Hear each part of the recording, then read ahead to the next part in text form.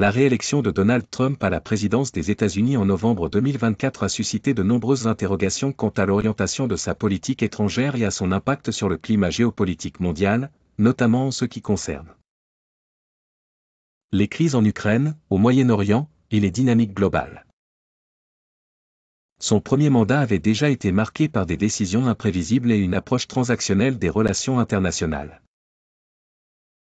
Son retour au pouvoir intervient dans un contexte international tendu, avec des conflits actifs en Europe de l'Est et au Moyen-Orient, ainsi que des rivalités croissantes avec la Chine.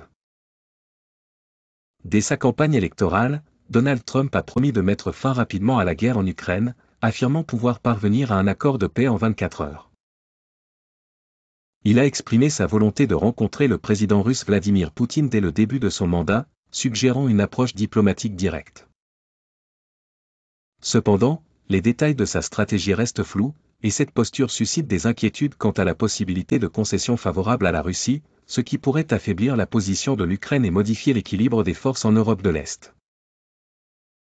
Les alliés européens, en particulier ceux de l'Est, craignent que cette approche ne compromette la sécurité du continent. La politiste Alexandra de Hoopscheffer souligne que l'élection de Trump oblige les Européens à repenser leur sécurité et leur rôle dans la compétition américano-chinoise.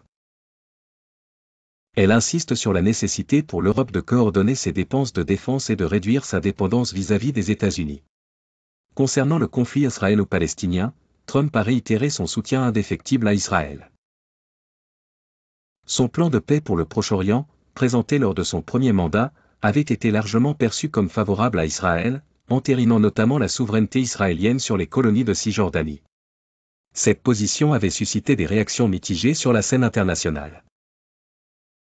Lors de son discours à Mar-a-Lago en novembre 2024, Trump a affirmé vouloir mettre fin aux guerres au Proche-Orient, en misant sur des négociations pour résoudre les conflits.